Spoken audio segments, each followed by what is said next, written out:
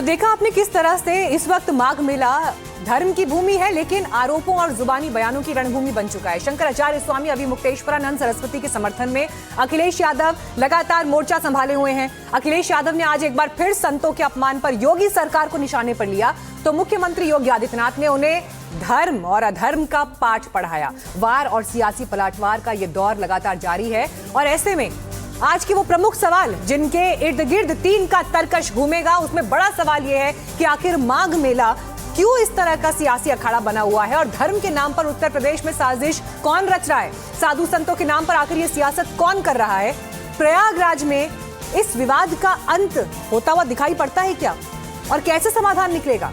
और सबसे बड़ा सवाल पूरे विवाद में, कौन है कालनेमी जिसका जिक्र आज उत्तर प्रदेश के मुख्यमंत्री योगी आदित्यनाथ ने कर दिया है। इस पर बातचीत करने के लिए हमारे साथ खास मेहमानों का पैनल मौजूद है।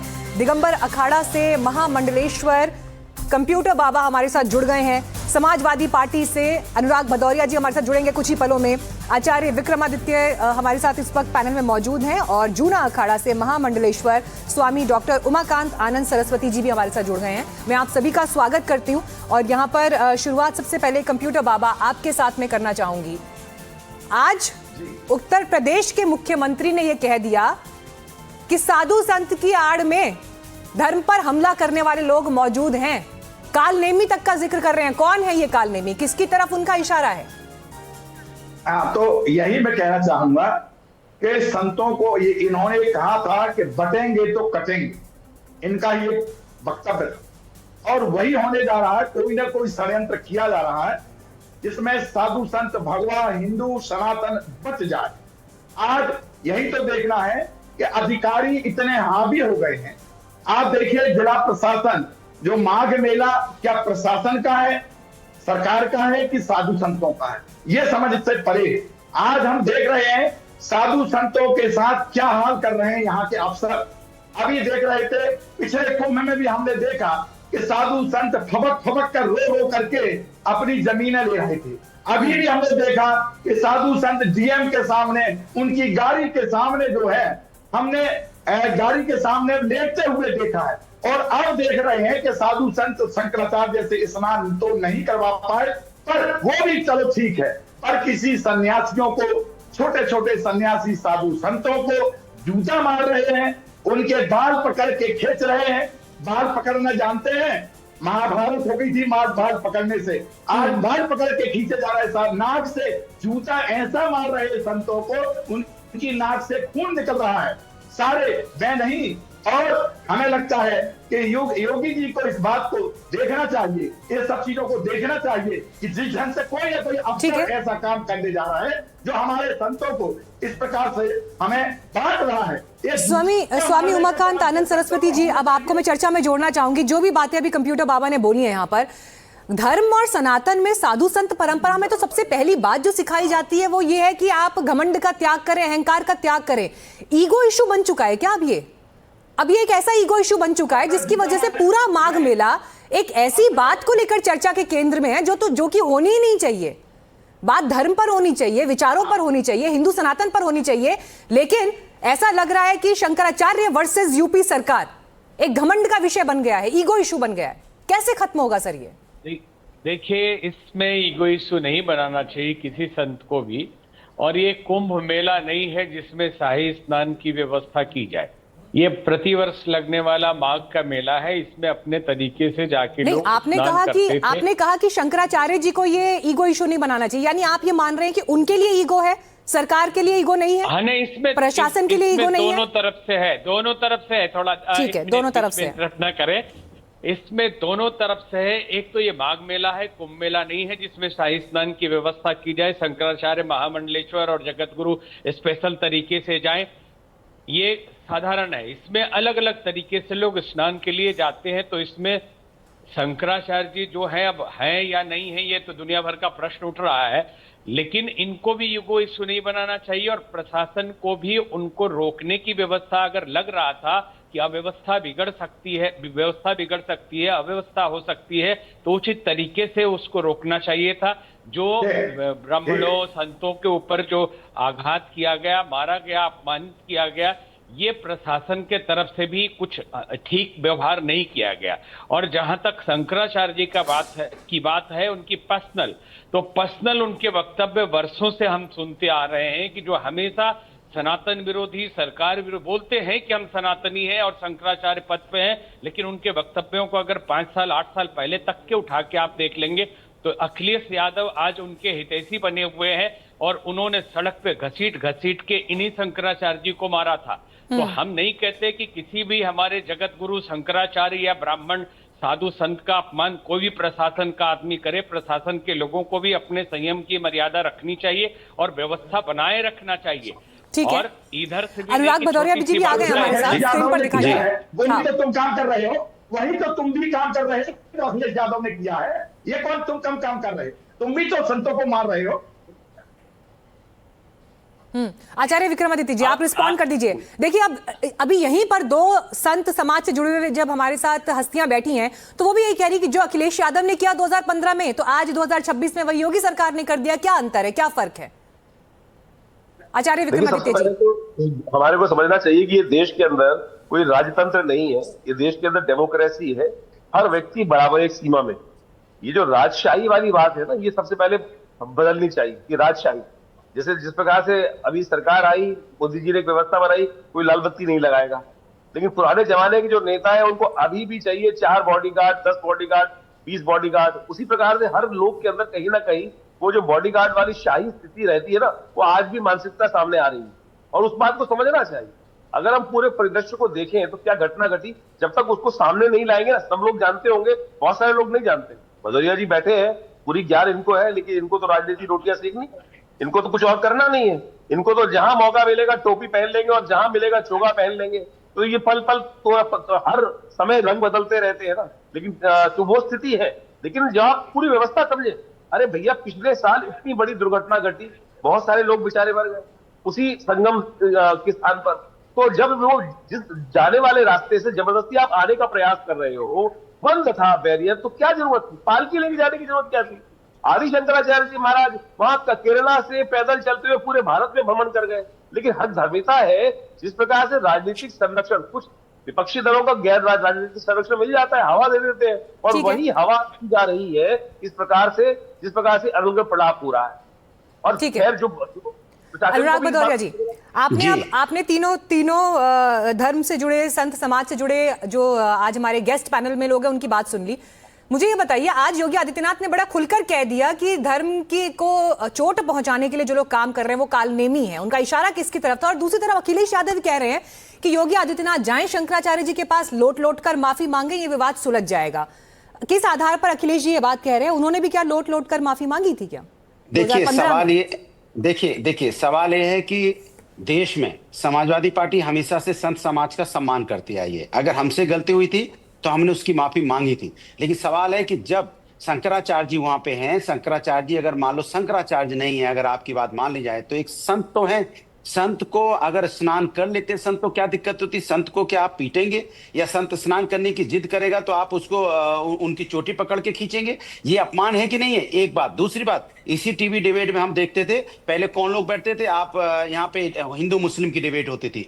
अब देखिए हिंदू मुस्लिम की डिबेट हट के डिबेट कहाँ आ गई है कि हम बड़े संत, अब हमारे संतों के आपस में डिबेट होने लग गई है। लोग एक दूसरे को बता रहे हैं कि नहीं आप संत गलत हो, कह रहे नहीं वो आप संत गलत है। ये हमारे सनातन के लिए कितना कष्टदायी है कि हमारा संत समाज एक दूसरे को दोषी ठहरा रहा है। ये चिंता का विषय किसके राज में हुआ? भारतीय जनता पार्टी के राज में हुआ कि संत समाज हमारा आपस में लड़ रहा है। संत समाज एक दूसरे को बताने में लगा हुआ है कि आप शंकराचार्य नहीं हो, वो शंकराचार्य नहीं। हम कहते हैं शंकराचार्य है नहीं है, संत हैं, ये सबसे बड़ी बात है। और संतों का सम्मान इस देश के अंदर में होना चाहिए। ये जिम्मेदारी हमारी आपकी सबकी बनती है। जहां तक माफी मांगने की बात है तो शंकराचार्य जी ने, अभी मुक्तानंद जी ने खुद ही बोला ठीक है कि श्री अखिलेश यादव जी आए, मुझसे माफी मांगी थी। उस समय भी जब लाठीचार्ज हुआ था तब उस जो तत्कालीन वहां पे जो पुलिस थी उसको भी उन्होंने एज ए मुख्यमंत्री, चलिए आपका पॉइंट तो लिया, आपने कहा उन्होंने माफी, आप लोगों ने माफी मांग ली थी, इसलिए अब योगी आदित्यनाथ भी मांगे। लेकिन यहाँ पर स्वामी उमाकांत आनंद सरस्वती जी, देखिए ये पूरा मामला क्योंकि शंकराचार्य जी की जो नजदीकी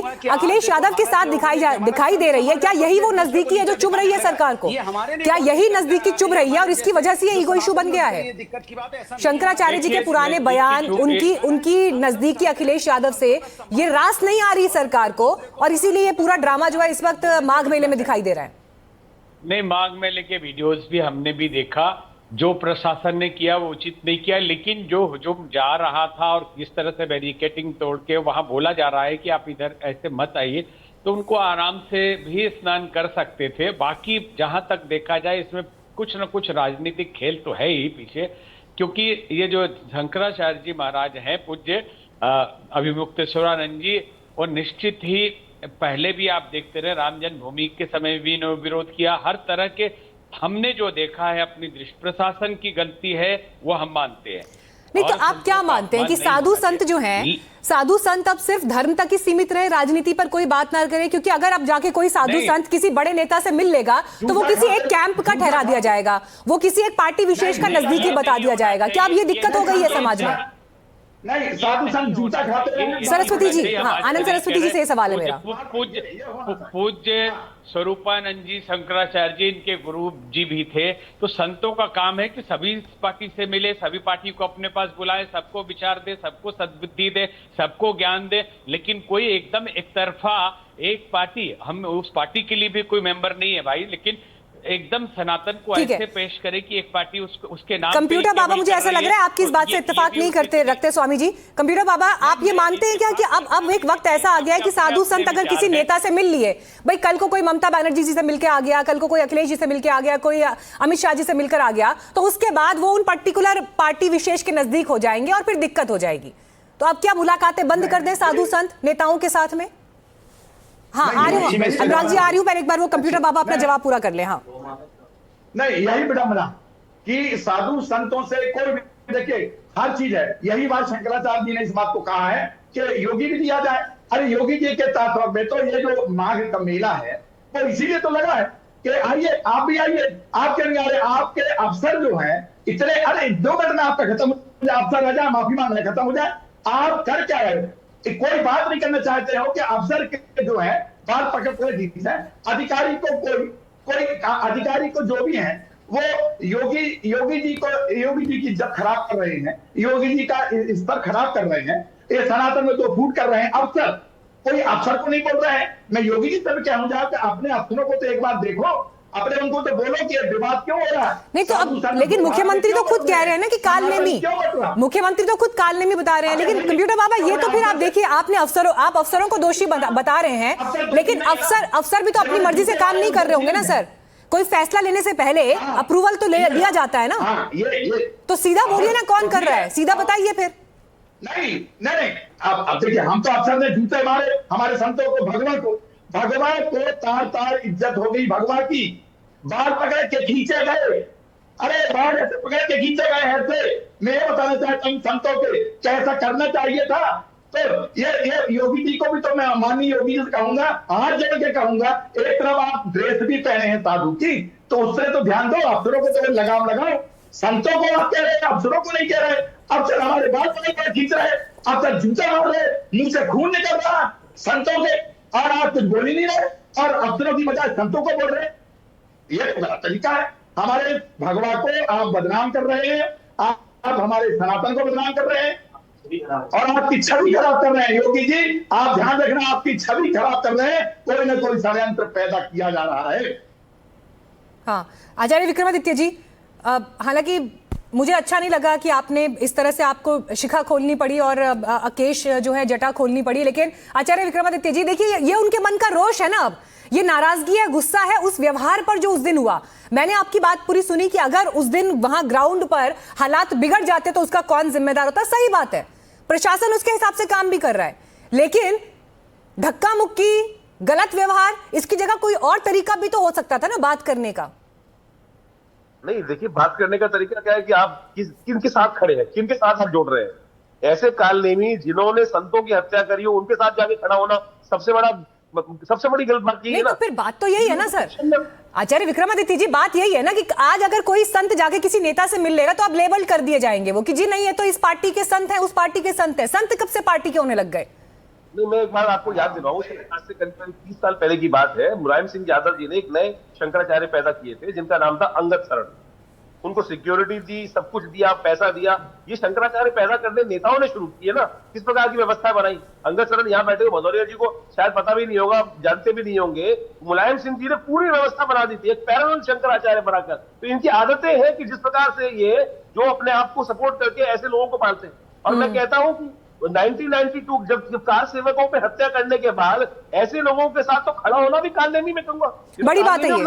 जवाब दीजिए अनुराग भदौरिया जी। देखिए बड़ी बात कह रहे हैं वो, नहीं यहाँ पे सवाल अनुराग भदौरिया जी, फिर ये बात ये हो गई ना, मीठा मीठा गप गप कड़वा कड़वा थू थू, मतलब ये अखिलेश यादव ये कह रहे हैं, नहीं सुनिए, अखिलेश यादव ये बात कैसे कह रहे हैं कि जो साधु संत सरकार के विरोध में बोलते हैं वो असली साधु संत है और बाकी साधु संत की कैटेगरी में नहीं है। यानी जो आपके लिए अच्छा बोले उसको आप महान बता दें, जो आप पे सवाल खड़े कर दें वो जो है वो फेक है, नकली है। तो शायद आप गलत ये सर्टिफिकेट क्यों दे रहे हैं अखिलेश यादव? आचार्य अभिमुक्तानंद सरस्वती जी ने कब हमारे बारे में अच्छा बोला? उन्होंने तो हमें भी उल्टा सीधा बोला है। बताइए, एक लाइन बताइए कब कहा आपके लिए उल्टा सीधा? वो लाइन बताइए जो आपके लिए उल्टा सीधा बोला। देख लीजिएगा आप, उन्होंने जो बोला वो देख लीजिएगा। हमें अरे बता दीजिए ना सर, आप तो पूरी रिसर्च और तैयारी के साथ बैठते हैं, आज बता दीजिए उन्होंने आपके लिए क्या खराब बोला था। दर्शक भी जो देख रहे हैं उनको पता चल जाएगा ना सर। उन्होंने हमें हिंदू विरोधी भी बोला था। सुनिए आप मुझे बोलने दीजिए, आप ज्यादा उसमें आप बीजेपी के प्रवक्ता बन बनिए, मुझे अपनी बात कहने दो। उन्होंने हमारे बारे में बहुत उल्टा सीधा बोला, लेकिन उसके बावजूद भी उनके ऊपर में लाठी चली। लाठी चलने के बाद हमने तो बोला नहीं कि उनके ऊपर लाठी बरसाइए। 2015 वाले एपिसोड में आपने बोला नहीं कि आप उनके 2015 उनकी आप चोटी पकड़ के खींचिए।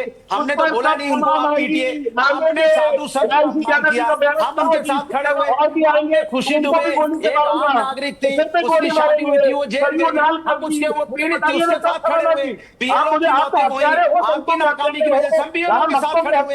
किसी महिला के साथ अन्याय हो, किसी साधु संत के अन्याय हो, किसी व्यक्ति के साथ अन्याय हो, पीड़ितों के साथ खड़े होने वाले लोग हैं। साधु संत का अगर आप अपमान करोगे तो सनातन का अपमान होगा, हम उसके साथ खड़े दिखाई देंगे। एक सेकंड जिम्मेदारी अनुराग जी, अच्छा एक सेकंड अनुराग जी, विक्रमादित्य जी की बात का जवाब दीजिए। उन्होंने बता दिया नेताजी के दौर में कैसे आपने साधु संत परंपरा को अपने लिए इस्तेमाल किया है, उसका जवाब दीजिए मुझे। ठीक है, आप जवाब दीजिए, सवाल का जवाब दीजिए। हाँ, उनको भी विंडो में डालेंगे, मुझे भी डालेंगे, तो राजनीति मत कीजिए। मैं उनके समय चुप था, इसलिए मुझे शक होता है।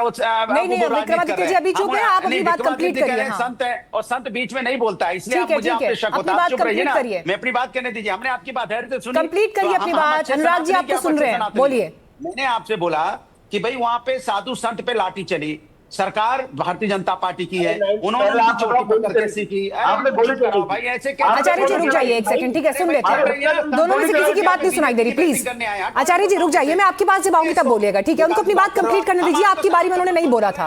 अनुराग जी कंप्लीट करिए, ठीक है? हमने आपसे बोला कि किस तरह से वहां पे लाठी चली संतों पे, तो हमने तो बोला नहीं बीजेपी की सरकार है, वो अपमानित हुए, उनको अपमान का दर्द हुआ, उन्होंने अपमान को सार्वजनिक किया। सबने देखा कि कैसे आपने बटुक को, उनके शिष्यों को आपने किस तरह से घसीटा, उनको पीटा।